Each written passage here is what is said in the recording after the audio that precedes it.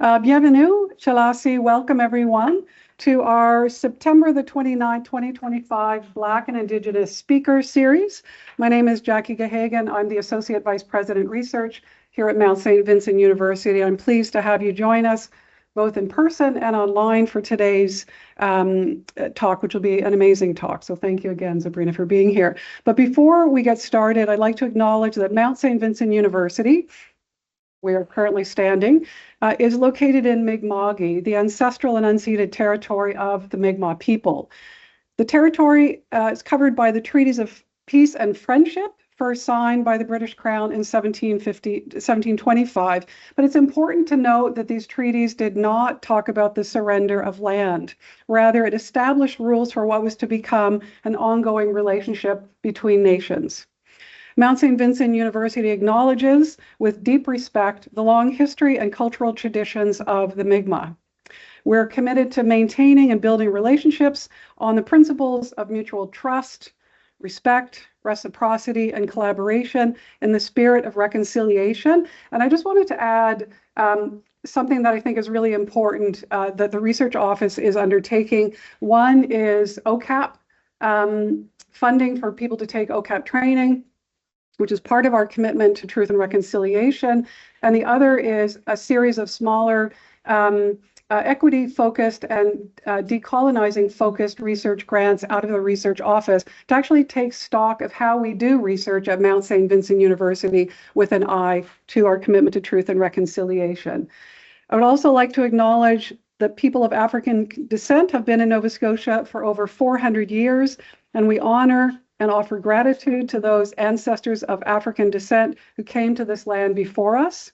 Now, just briefly, for those of you who don't know, those of you in the room, I suspect you already all know this, but some of you online may not know, that the real driving force and purpose behind the Black and Indigenous Speaker Series is to invite both Black and Indigenous speakers to come to the Mount virtually or in person to talk about their scholarship. And that scholarship is meant to help contribute both to our commitment to truth and reconciliation, as well as to decolonize, again, as I said, how we do research at this institution. So I am truly honored and thrilled that Zabrina Downton has joined us for a talk called From Resistance to Governance, and this is about the importance of Mi'kmaq Ethics Watch. So for those of you who are not familiar with the origins of Mi'kmaq Ethics Watch, this will be a really informative presentation. So I'm going to stop there and turn it over to you, Sonia. Thank you. Thank you, Jackie. And I will be introducing a student moderator today, Emily White. She's a MSVU fourth year student in the dietetics program, and she's majoring in nutrition. And she'll be introducing a speaker today. Welcome, everyone. I would like to introduce our speaker for today, Zabrina Downton. Zabrina is a queer Mi'kmaq scholar and educator of mixed ancestry. She is the program coordinator for the Mi'kmaq Ethics Watch, where she works with researchers, ethics boards, institutions, and Mi'kmaq communities to ensure research is ethical, respectful, and community-centered. In this presentation, Zabrina will discuss the history of Mi'kmaq Ethics Watch while highlighting their guiding principles, its role in protecting Mi'kmaq knowledge and sovereignty, global connections, ongoing challenges, and opportunities. With that being said, I'll hand it over to Zabrina. Great job. Thank you. Thank you for taking your lunch today to come and chill with me here to learn about Mi'kmaq Ethics Watch and a little bit of what I do. I always start my conversation with an introduction of who I am and where I come from. Zabrina Downton is my name.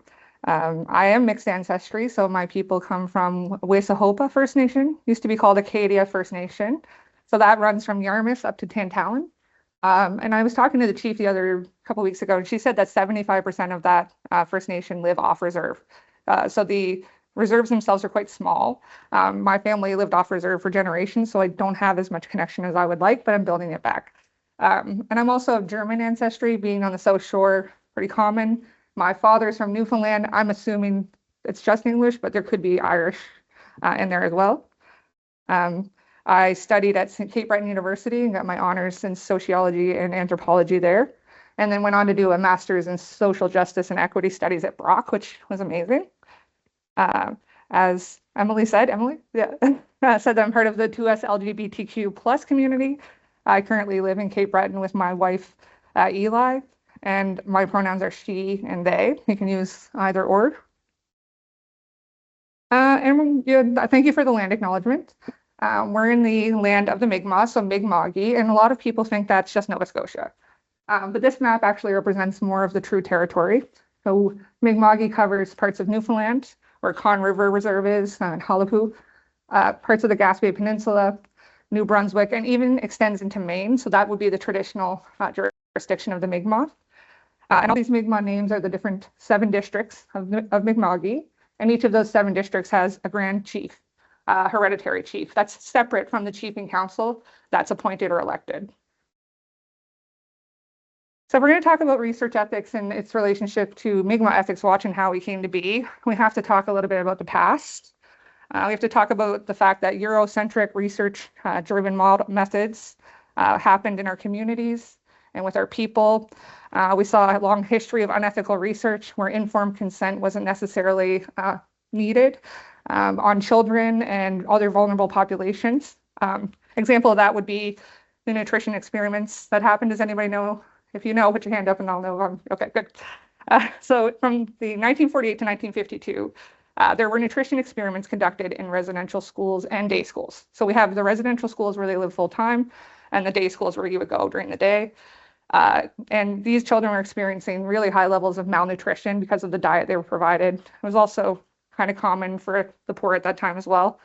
But these doctors and these scientists decided they wanted to study the impact of malnutrition on these children. So instead of intervening with healthier food options and things like that, they tested things like vitamins. So what if we keep the food the same and we give them some vitamins, see what happens there? They also did things like fortified flour that was fortified with bone meal. They would test those to see how that impacted malnutrition. And that wasn't legal to sell at the time. So they did this without any kind of oversight. It caused a lot of harm. They would actually withhold dental care to see how the malnutrition would impact people's teeth. And actually, these experiments are what developed the Canada's Food Guide that we have today. So that's their legacy, but it actually had a huge harm on our communities. Malnutrition actually can lead to adult onset chronic illnesses, diabetes, things like that, but there's other impacts. So that's just one example of the myriad of different types of research that happened with the Mi'kmaq, but also folks across the land. So the Cree, the Ojibwe, folks like that. So they were also being studied. And it wasn't just testing things on us. It was also about taking our sacred songs, our artifacts, and our stories. So those were misappropriated and many were not returned in terms of artifacts. There was a devaluation of our knowledge, of Indigenous knowledge. And we see that represented still today. We're still struggling to have our elders be recognized at the same level as maybe someone with a PhD. When people would go into communities, there'd be a huge violation of community norms because there wasn't a lot of care taken to make sure you understood community protocols before people would go into them. And there's a huge failure to share data and benefits. We still struggle with this today. As Mi'kmaq people, we cannot access our data from Indigenous Services Canada. So they withhold data to this day. And the benefits were not reaching the communities or the folks in those communities as well. And there's a lot of research that ended up being misrepresented through the analysis. And that misrepresentation or those misrepresentations resulted in stigmatization for our communities and our people. And all this to say, this has really resulted in widespread distrust of research and researchers, as you can understand. Communities are really distrustful of researchers. We see that a lot in Mi'kma'ki, especially in Pictou First Landing First Nation. They have a lot of mistrust.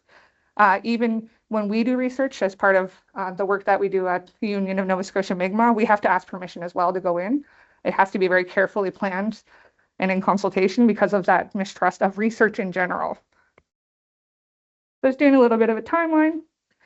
So we had all this unethical kind of research happening, the harms were occurring, and there starts to be a larger conversation in the 90s about what to do about this. What's going on in the research world, how can we change it? And the report of the Royal Commission on Aboriginal Peoples came out in 1996. They were acknowledging the harms that were being done. They were identifying that there needed to be guidelines and rules put in place around data ownership, data control, access, and possession, and that's why we see OCAP emerge 2 years later. Has anybody done the OCAP training besides Nancy? Okay. Highly recommend the OCAP training, especially if you have access to it for free. Is that what's up? Yeah. Highly recommend it. Doesn't matter if you're doing Indigenous research or not. If you research anybody, I recommend OCAP training. And a few years later, we saw the United Nations Declaration on the Rights of Indigenous People. It actually was in conversation for 20 years, but it took that long to get adopted into the General Assembly. And this document really affirms our rights to be self-governing, or self-determination, sovereignty, not only over our data, but our culture, our language, our governance. So this is a really important document. Canada had the CIHR, so Canadian Institute of Health Science guidelines for health research involving Aboriginal people, and that kind of laid the groundwork for the TCPS. So who's heard of the TCPS? Everybody probably. Okay. And that has Chapter 9 on the conduct for with research with Indigenous, First Nation, and Métis. I'm not sure what the exact title is right now, but that's an important chapter. I make all my research methods students do this training, and they seem to not hate it, so it's good for them. And in amongst all these conversations and these foundational documents, people in our region, the nations in our region and the people had conversations about research and how it impacted them as well. And not only did they want these general guidelines like the TCPS and things like that, but we needed to have our own, more culturally specific, controlled by the nations themselves. We wanted to have that access and possession and ownership over our data. So the Mi'kmaq Grand Council, or the Sante Maui, they meet every year on Chapel Island, which is in Cape Breton. And one of the things that they did in 1999 was empower a steering committee of folks who had a lot of kind of credibility and trust in the communities to come up with principles and guidelines that became the foundation for Mi'kmaq Ethics Watch. And these are people like Stephen Augustine, Marie Batiste, Fred Metallic, folks like that. But at the same time, we see PEI come up with their own ethics board. So maybe not the exact same year, but around these kind of era, they had the Elnui and Mi'kmaq Confederacy of PEI Research Ethics Board. This still exists today. It's housed at the University of PEI now, I think as of last year. So if you want to do research with Mi'kmaq, but it's in PEI, you go through them, not us. We don't overstep on their territory. And then we have other research ethics boards in Wabanagi, Labrador, Indigenous Health Research Network. They do a ton of great work. So since 2000, so they came up with the idea in 1999 for the Ethics Watch, but it came to be in 2000, and it was housed at Cape Breton University. So they kindly offered a little bit of space, guidance, over the years funding, things like that. And from 2000 until 2025, it was housed there with great relationships still going on. And I got hired there 2 years ago. So I was first employed by CBU to be the program coordinator for Mi'kmaq Ethics Watch. But then I got into conversations with a new institution. It's going to be called Amalgam. It's part of the Union of Nova Scotia Mi'kmaq. It's a data governance team. They're looking to build a regional data center for the Mi'kmaq. And this is something that's happening across the nation. There's lots of regions building their own data centers. So in conversation with them, we recognized that Mi'kmaq Ethics Watch was a perfect fit to be partnered with them. They're also a non-political organization. They will be. And they're going to kind of represent the Mi'kmaq in terms of where the data goes. So like say, Nova Scotia Health wants to do a study on the Mi'kmaq, that data will eventually have to go to this data center. We need to be able to access our data.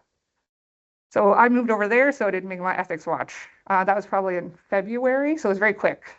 And now I'm the research analyst for Amalgam. I'm not the program coordinator anymore, but I'm happy to be here to do this. We're actually hiring a program coordinator for Mi'kmaq Ethics Watch. I'll still be involved, but at a higher level of management. And we developed a new logo. So let's go back to the previous logo. That was the previous logo. And in consultation, we came up with this tree that represents who we are. So there's a Mi'kmaq word that Marie Batiste associates with the Ethics Watch. I'm going to say it a little wrong, but it's Eskiniabin, and it's a held position of a person who guards the door of the wigwam for the Grand Council meetings. So they would provide the people going in with the protocols, the policies of how they're supposed to engage in that space. So it's a really important position. It's protective in nature, and that's what they associate. So we have the tree with the door in it, because that represents that piece. The leaves represent our data, and it's a living thing. It's our stories, it's our people, and the roots, of course, are Mi'kmaq. So this is a brand new logo. It hasn't even been put on anything yet except for this. So hopefully everybody likes it. There's a lot of debate about logos. It's such a pain to try to develop them, but yeah, it worked out pretty well. We're going to talk a little bit about what the general role and purpose of the Mi'kmaq Ethics Watch is. And that's to be a Mi'kmaq-led body that's responsible for reviewing and overseeing research conducted in Mi'kma'ki, specifically with Mi'kmaq people. And our purpose is to safeguard Mi'kmaq knowledge, our culture, and communities from harmful research practices. And we came to exist, and so did these other boards come to exist, because resistance was necessary because the existing systems did not protect Indigenous rights or perspectives. And we see this globally. It's not just here in Canada. We have us here. There's also Finism in Winnipeg. I think it stands for First Nations Health. They're the same thing, but they do it for health research in Winnipeg for all their nations. And then we see Indigenous ethics boards in Australia for the Aboriginal people there. There's also one or multiple actually, in New Zealand. And what these three places all have in common is that they were colonized spaces with a lot of harmful research that happened with the Indigenous people there. And there was a huge need to protect the people. So we see this emergence kind of globally. And Mi'kmaq Ethics Watch, being around for 25 years, puts us in kind of this leadership role in terms of research ethics for Indigenous folks. I have a little bit of allergies, apologize. So who are we on the basic level? We're a Mi'kmaq-led, volunteer-based organization. So not everybody always knows that our reviewers are volunteers. They're not employed by us. We do not give them money for anything. We haven't had funding to do so. They don't get gifts or very much recognition, which is sad. So eventually that'll change. But it's volunteers from our communities. They're not all academics. A lot are though. But if we get a lot of files around environment. We want people who are Mi'kmaq or not, who work in the environment, forestry, fisheries, who hold knowledge, because we don't just value knowledge on this Western model. We value knowledge in Indigenous ways of knowing. So our volunteers are really dedicated. When I started, I think we had 3 volunteers, and one had been there for the whole time. So that's Marie Batiste. But now we have 14, and 11 of them are Mi'kmaq. There's a program coordinator, which was me. You can reach me still at this email. And there will always be a program coordinator as long as we can fund it. So that person will do the same thing that I always did, liaise with universities, do presentations and education pieces, also be the person that's the touch point for your reviewing, your process for your application. We're also hoping to get enough funding to have an admin to do some of that just emailing work and questions and queries kind of stuff. So essentially, the program coordinator was doing the job of multiple people, so it wasn't as effective as of a role as it should have been. So some changes that have occurred. This year, we established an advisory committee for Mi'kmaq Ethics Watch. So when it was housed at CBU, I don't know what the past was because the history is not really protected very well. We don't have any documents, things like that. So we established an advisory committee because I didn't have one. So when I was the program coordinator, I just had myself, the reviewers who weren't being paid and didn't do this work full time, and the dean of Unama'ki College randomly. So not that they didn't know things about Mi'kmaq Ethics Watch, but it was decided by the university who was in charge then and not the communities. So we've established an advisory committee. These folks are going to do a lot of work of helping us develop new policy. We need to update our guidelines, make some changes to our criteria. So 2 of them are long-term reviewers. One is Marie Batiste. So she's been there since day 1, and she will be there till way past me, probably. She loves it, so she's part of that. We don't pay them either at this time. And now we're developing a steering committee so that we have people that can provide decisions for things like appeals or issues with the process, because that was not in place either. It kind of was just this kind of stressful situation where if something went wrong, who do we go to? There was no committee, there was no real oversight. And what's been decided by the Grand Council is that we'll have a representative from the Confederacy of Mainland Mi'kmaq, because they represent the mainland folks, someone from the Union of Nova Scotia Mi'kmaq, which typically represents Unama'ki or Cape Breton, and someone from the Grand Council. The Ring Council has been involved since I transitioned from CBU every step of the way. So nothing happened without their consent. It was them that formed us. It will be them that guides us going forward. This is kind of a more important piece for folks who actually want to do research with our people. And this is just a graphic that CBU kindly made. We'll update it when we transition fully to our new website. But does your research require Mi'kmaq Ethics Watch review? Someone always jokingly says to me, yes, it does. Yes, it does. There's no research that doesn't, but these are the 4 categories we do have. If your research involves collective Mi'kmaq knowledge, culture, arts, spirituality, or traditions, it probably needs Mi'kmaq Ethics Watch review. Does your research involve gathering data or knowledge from Mi'kmaq subjects in Mi'kma'ki, especially if you're in our communities? So if you're doing a project and you have a category where it's like collecting whether or not someone's Mi'kmaq, then your research might need Mi'kmaq Ethics Watch. We are looking to tighten our criteria so it's much clearer. So people don't have to ask, does this fall into here, does it not?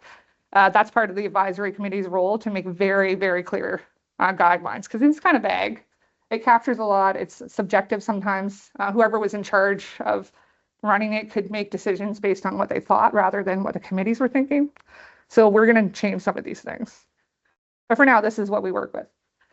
Number 3 is just about students. So we do not review undergraduate research unless it's an honors thesis, because then they have enough time to go through the process. We don't want to hold up students doing a project in a term. We don't want to be a barrier in that regard. So we only do higher level projects and thesis projects for review. And this one's a really interesting one, and we don't see a lot of review for this, but does your research have the potential to impact our treaty rights? So if you're doing research on what's going on Hunter's Mountain right now with the moose or the logging that's happening there, you might want to do Mi'kmaq Ethics Watch review, even if you're not interviewing people, because you have the potential to impact our rights. Just like any ethics board, has anybody here worked on an ethics board? Okay, so you'll be familiar with some of the challenges. So there's lots of challenges with ethics boards. For us, we have some unique ones because it's volunteer. These people have full-time jobs outside of us. They have, and usually the people we do get are people who are really overtaxed. They're doing stuff in their communities. They volunteer their time in all kinds of different ways. And that means it's hard to keep them. It's hard to get them to take files when they have lower capacity. And if you can't pay people or kind of give them any kind of incentive, it's hard to keep them long-term or to recruit them in the first place.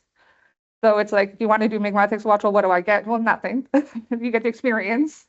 And we do provide OCAP training now. So we didn't before because CBU didn't have the capacity for that, but the union does provide that for us. So that's a huge benefit. Because of the volunteer nature, it's really long wait times historically, especially the past, I don't know, decade or so.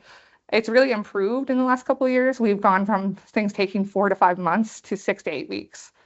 And that's because of the recruitment of reviewers and the constantly ability to nag them, send emails, reminders, gentle reminders to do the work because it's on the side of their desk. It's not in their everyday, day-to-day lives.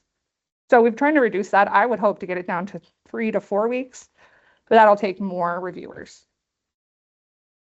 Community representation for us is a big thing. We want to make sure all of our communities are represented on this board or the reviewer team. We want them to all have a say. Right now, most of our reviewers are either from Halifax or Cape Breton. So I would love to have reviewers from Digby, my nation. I think we have one reviewer from Wasoqopa'q. So we want to have more diversity in terms of community representation. And once CMM and union get together for the steering committee, I think we'll get more buy-in because it'll be even more validated by the Mi'kmaq people, the governance structure anyway.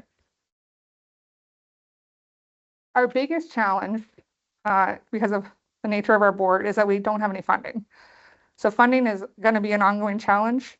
My role currently was funded by various universities. So Mount St. Vincent is one of them. And they would pay like a percentage of the salary. I'm not sure what the agreement was, but when we left CBU, that's kind of become murky. We don't really know what's happening with the funding right now. So we're trying to find alternative, more stable ways to fund Mi'kmaq Ethics Watch and to grow it. So if you don't have stability in your funding, it's just constantly stressful. You might have to lay people off. You can hire sometimes. So this is something we're really trying to work towards. But another challenge is that a lot of funding, like SSHRC, sometimes you need to have university partners for that, and we don't always have those. So funding is a huge challenge. So we need to be able to pay the folks that work for us, but we also would love to be able to do something for our volunteers as well. The funding, big challenge. And when the committee got together in 1999, they came up with these principles. They haven't really changed since then. Our values are still the same. We really want to have control over the research that happens with our people in our communities, not just how it happens, but the analysis as well. What's being put out there? We want to have control over that. So that involves relationships. We want to have ownership over our data, and that's why we're seeing these regional data centers starting to come together. We need to be able to access our own data. It shouldn't be a challenge for us to know who the members of our own communities are. And that is a challenge today. We can't get band registry lists. It's very difficult to access. And when we do our regional health survey, it makes a huge challenge for us to go into communities if we don't know who they are. So we want to have ownership. And our data center might not be like a place where data is physically held. We might be a conduit for data. So that's still to be determined. One of our biggest principles is this principle of having this community engagement from the beginning. If you're even thinking about doing research with the Mi'kmaq people, or any people really, you should talk to them. Make sure they know it could happen. They can give you some feedback of whether or not it makes sense for them. Community relationships need to go from the beginning way past the end. It's not a straight line relationship. It's going to go on and on and on. And the best researchers are the ones that have been doing work with us for like decades. They just keep coming back. And the trust is so high for those folks, they could pretty much do anything we ask them to do. Excuse me. And one thing that we do that I think might be a little unusual from other ethics boards is we ask people to really outline who they are. The researcher, we want to know who they are, where you come from. Have you thought about those power relations when you're entering our spaces? Who are you? And really the whole point of that question is like, why are you doing the research?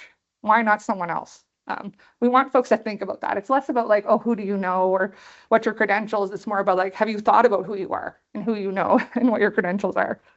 So we always want to position people in their space in the world. And another key principle is this idea of individual harm and benefits. So a lot of times people think about, will the participants be harmed? Would this individual suffer from this? How will I deal with the individual? But in our communities, we're very concerned about how does the questions you ask 3 people impact our entire community? How does it impact our entire nation? And it goes beyond that. It goes for generations. So thinking about, is this research harmful right now? No, but maybe it harms the next group. So we think really broadly and very collectively about harms and benefits and capacity building.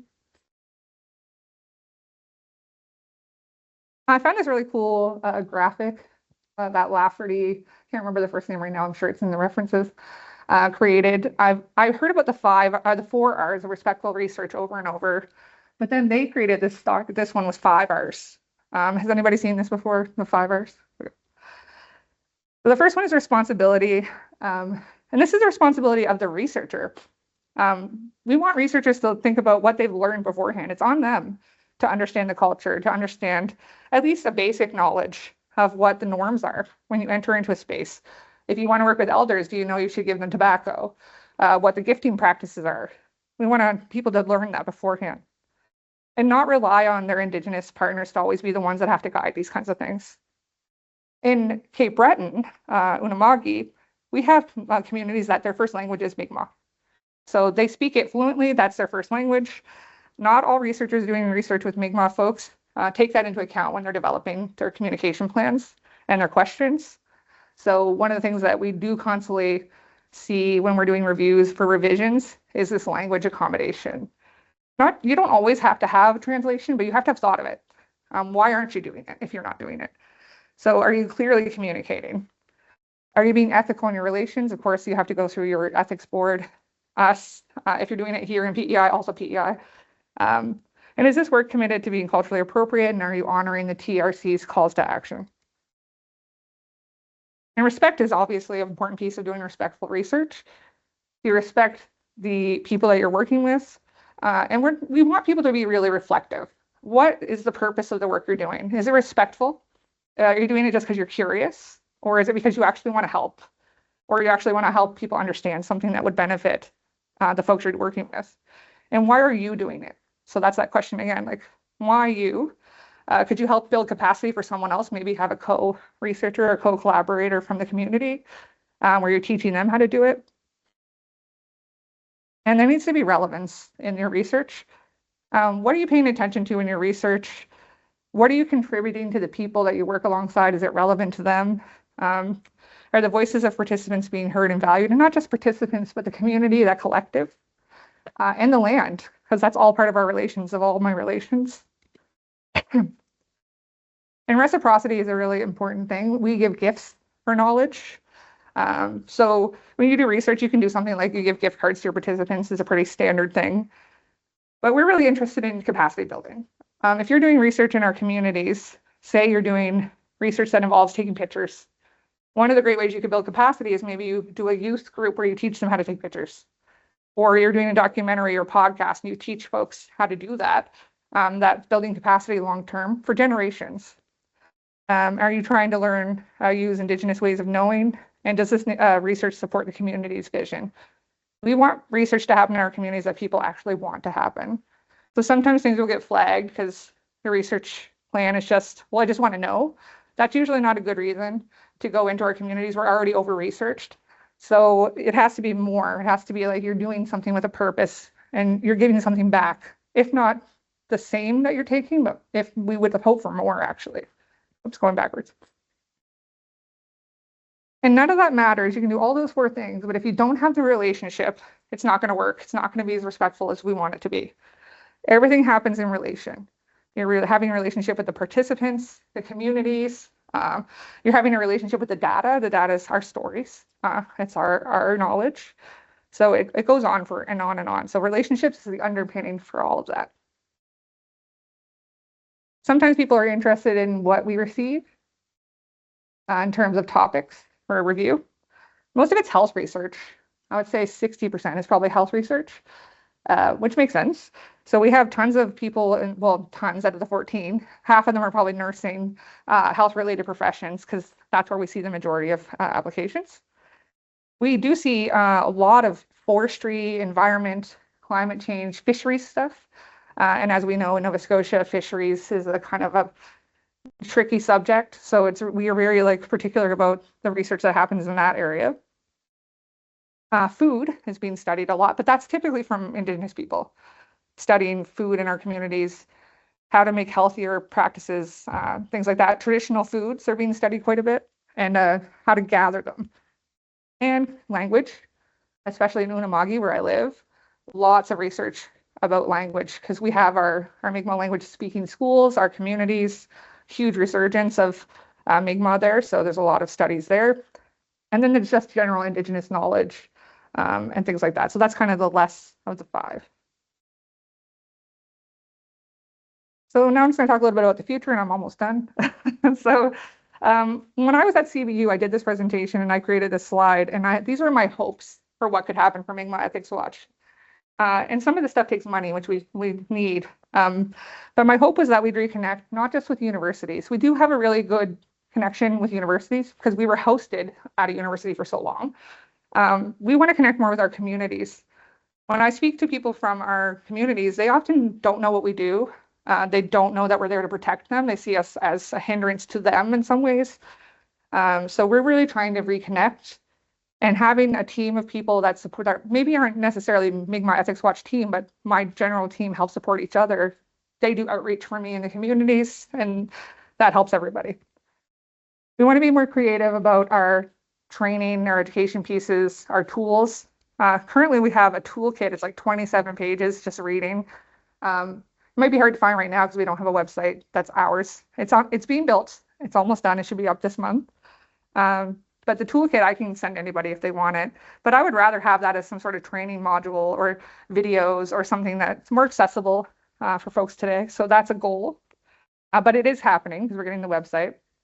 And having a social media presence, it would be amazing to highlight the amazing research that does happen. I would love to honor those folks that go into our communities and do this great work, because there's so many people that do amazing work in Mi'kmaq communities.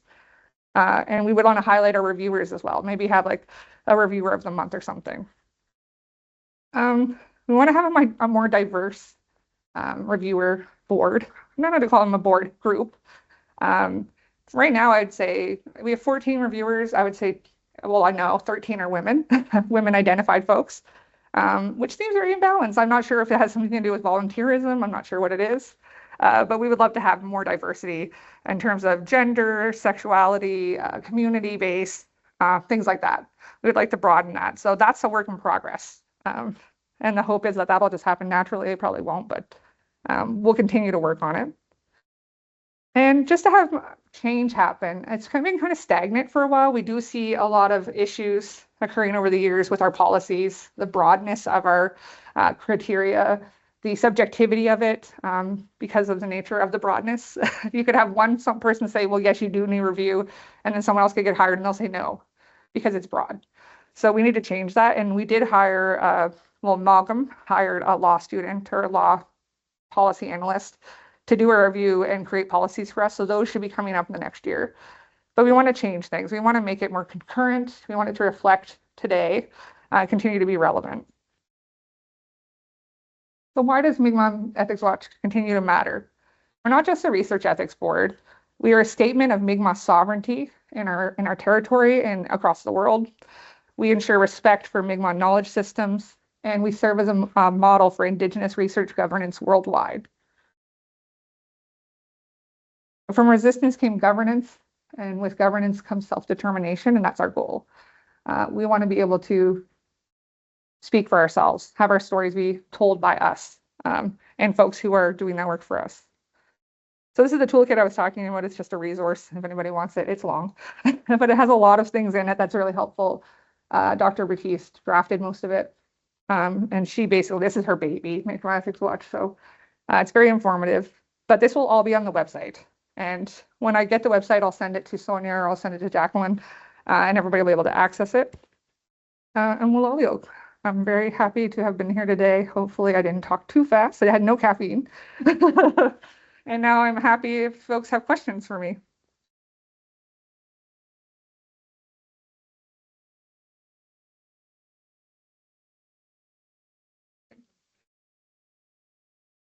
Just wondering if we have questions from folks online. I think, can you see those? If there's any chat. Oh, thank you for the logo. I feel like I need validation about the logo. So if anybody has thoughts, it's set in stone now, but yeah, the colors alone, days of picking. So yeah. Questions from folks in the room? Good when there's no questions. Oh, good. Yeah. I'm just curious, how early on in the engagement do research teams reach out to Mi'kmaq Ethics Watch?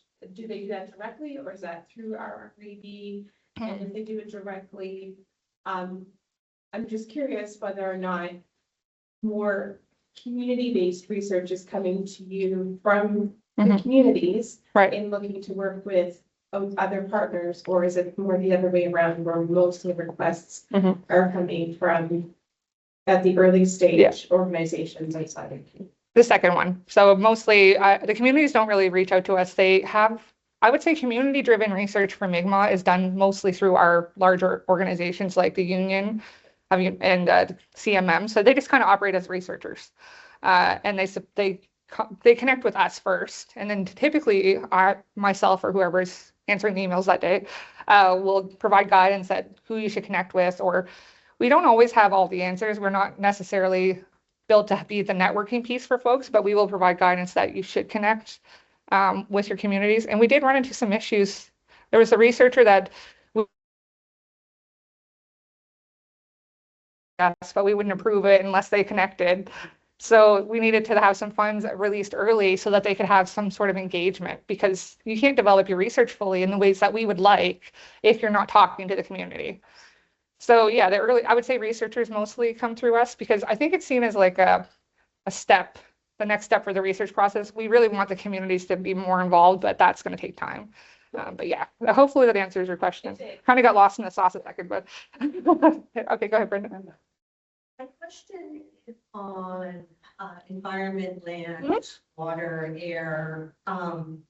Yeah. I deal with human. Yeah. research, so I don't necessarily know what our scientists might be doing, Mhm. or students. As you build your website, will you have like a good guidance document for when they reach out to you? I mean, for me, I'm kind of in that camp, but yes, everything affects. Yeah. Yeah. Yeah. But I also get that as a volunteer that you're trying to concentrate specific tangible things. Yes. So I'm just wondering if you're looking at creating that guidance. Yeah. Like one of the big mandates of CBU when they got the funding for my role was that there'd be an education piece. We don't want to just operate as a review board, but we want to be sort of like a mentor for folks that want to do research in our communities. If we get funding, which I'm hoping to apply for some soon, we're going to develop a lot of online resources. And of course, you know, that takes time, it takes money, it takes bodies to do that. So it might be slow going in the beginning, but yeah, the goal is to have that and to have experts and knowledge holders help draft those types of things as well. I would say like for fisheries, and also what we would love to do on our website is to kind of list the research that is happening. And we want to develop QR codes with the approval. Instead of getting a letter, you can go, if someone asks you for your approval, they can just scan the QR code. It says, yes, they're approved or not. We want to make it more efficient. We want to make it modern. And we want to take away some of the bureaucracy of the paperwork and things. Because it takes time to draft those letters instead of just to check a box and you get a QR code. So we want to do these things. So yes, to answer your question, absolutely yes. You showcased the work that Debbie Martin and others are doing. So it would be great to have a place to look at examples. So the work is not on you, but rather it's sharing the work that's being done. Exactly. Yeah. It would be amazing to share the work, even have some sort of discussion possibility, like groups chats or something. So these are all things that we would love to have to make it be not just an ethics board, but also this education piece and that leadership role in Indigenous research ethics in the region. And you can't do that just by sitting back and just receiving things. You need to give as well. We want to give back as well. So that's the goal. And it is happening. Yes. Yeah. Mhm. Amazing. They'd be an amazing partner. Yeah. We would love that. Anybody who wants to help us is welcome. Send the emails. Yeah, we would love that. We don't have the capacity at the union to develop these things ourselves. We always have to outsource and find other ways to do it. So that's an amazing plug. Thank you so much. So after this, we'll send you their contact details. Yes. Set up another meeting. Yeah. Yes. And I sat in research Mhm. African social community. I was curious, when did you say that the website would be up and running? Because I'm sure that the people at the Research Institute, Research Institute would be really jumping to look at especially sort of ethics watch model. Yeah. In terms of like similar history of course. in communities, etc. I think there could be a knowledge transfer that people would appreciate. It sounds like a huge collaboration opportunity. Yes. The website should be up in a month. It was supposed to be up before, but you know how these things go. It should be up soon. We have a big conference. Well, Mogam has a big conference. You're going. It's an invite-only conference, unfortunately, but we're having a conference where we're going to launch the website. It's limited seating. It's limited. Yeah, and we're gonna tape it. It's gonna be recorded. It's not gonna be streamed, but it will be on our website later on. It's a data sovereignty conference, so it's more about that conversation than specifically ethics, but they all tie together. But the website, I'm hoping it's gonna be good. I haven't really seen the finished product yet. Will be up. It has to be up by the end of September. Otherwise, like tomorrow. Otherwise, there's problems. Yeah. One more. We have our quarterly meeting with the ethics. Bring some of that collaboration to us because other REBs would be more than happy to help. Amazing. I hope someone sends me an email to remind me to do these things. Okay, thanks.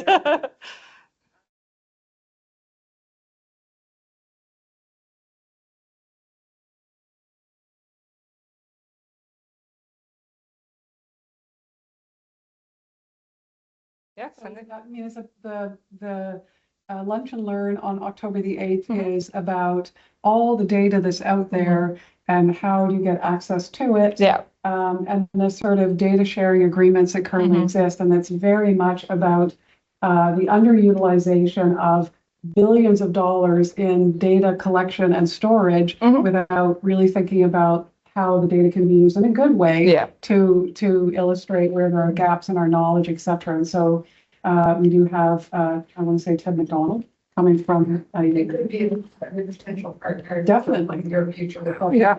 Yes. Yep. Ted knows all things about data stuff. Okay. Any other questions before? Anything? Wow, awesome. Anything else? Make it so easy for me. Perfect. Thank you again, Yes. Zabrina, for being here. It's such a pleasure. Oh, I think that's my phone. Sorry. Zabrina's got to go. Yeah. Thank you so much for being here. So again, around the clock. Thanks. It's my pleasure.